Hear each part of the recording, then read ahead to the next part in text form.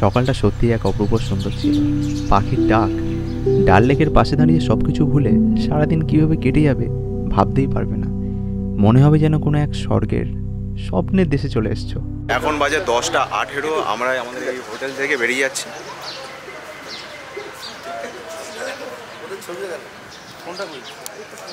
গাড়ি আমাদের চলে এসছে, বাইরে দাঁড়িয়ে আছে গাড়ি। আজকে এই গাড়িটা করে আমরা যেতে চলেছে আহারপাল। তো সব লোক এখনো রেডি হচ্ছে, জানি না কি করে এতক্ষণ। আর চলো,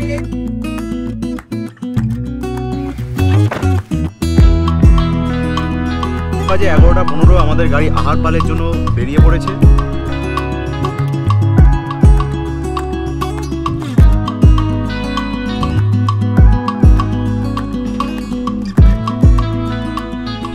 আর এত রোদুর উঠেছে, মুখ টুক জ্বলে যাচ্ছে। ঠান্ডা, হালকা হালকা ঠান্ডা, গাড়ি চললে হাওয়া আসছে, এটা একটু বেটার ফিল হচ্ছে। কিন্তু এক জায়গায় যদি দাঁড়িয়ে থাকি খুব গরম।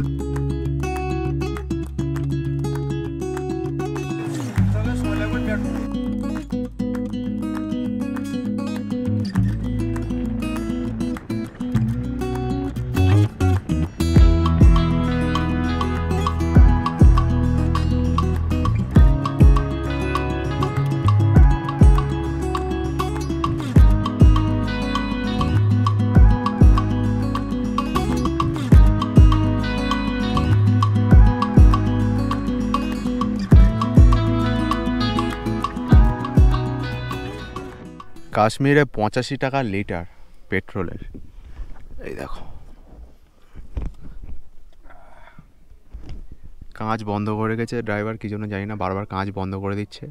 আর আর্মিরা পাশ থেকে যাচ্ছে, মনে হচ্ছে না, আলাদাই লেভেলে। এখানে 84 টাকা লিটার, 14 ডিগ্রি ভাই। ভর্তি সর্ষের ক্ষেতের মধ্যে থেকে আমরা এখন যাচ্ছি। এখন আমরা আছি পুলওয়ামাতে। পুলওয়ামা পের হওয়ার পরে কাঁচ নামানোর অনুমতি পেয়েছি। এখন বাজে 1টার, আমাদের গাড়ি যাচ্ছে আপেল টাউনের মধ্যে থেকে। চারিদিকে আপেল গাছ, এগুলো সব আপেল গাছ। কাশ্মীরের সৌন্দর্য ভালো লাগলেও দক্ষিণ কাশ্মীরের এই ভয়ানক দৃশ্য দেখব তা কখনোই কল্পনা করিনি। সময়টা ছিল 1990 সালের। ভারতীয় ইতিহাসের এক নির্মম বেদনাদায়ক অধ্যায়। ট্রাক, লরি কিংবা বাসের ক্যানভাসের ছাউনির আড়ালে একের পর এক মানুষের কাশ্মীর পরিত্যাগ। জীবন বাঁচানো কিংবা প্রাণ বাঁচানোর তাগিদে একের পর এক কাশ্মীরি পণ্ডিতদের তাদের নিজেদের গ্রাম ভিটে মাটি ছেড়ে, পণ্ডিতরা কীভাবে নিজেদের ঘর ছেড়েছিল তা স্বচক্ষে না দেখলে বিশ্বাসই হতো না। এখন তাদের বাড়িঘরগুলো এরকম মৃতপ্রায় অবস্থায় পড়ে আছে। আমরা আহারবালের কাছাকাছি চলে এসেছি, আর রাস্তায় বরফ পড়ে আছে। দেখো কি সুন্দর দেখতে লাগছে।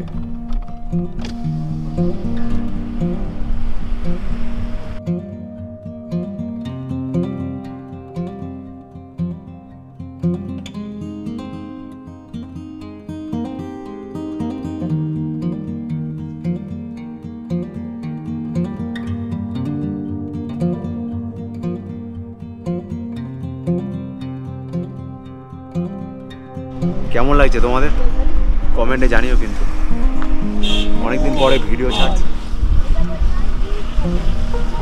কোনটা ছেড়ে কোনটা নেব, শর্ট একটার পরে একটা দারুণ। উপর থেকে শহরটাকে কি সুন্দর দেখতে লাগছে, দেখো দারুণ লাগছে। আর্মি এলাকায় ক্যামেরা করা মানা আছে, ওরা ক্যামেরা করতে দিচ্ছে। নিচে ঘোড়া দেখা যাচ্ছে।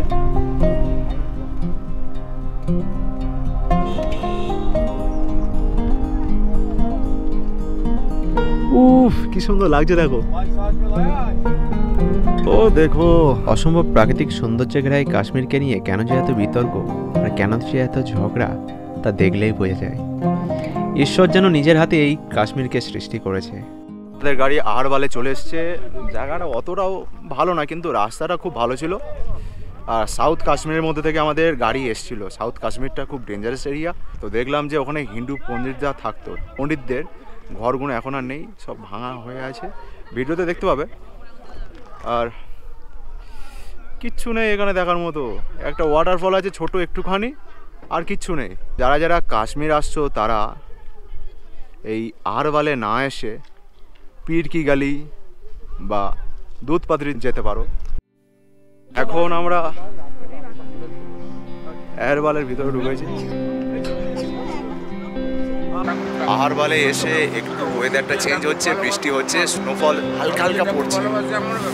যদি কালকে ভাগ্য থাকে গুলমার্গে কালকের স্নোফল দেখতে পাবো। আর নিচে দেখো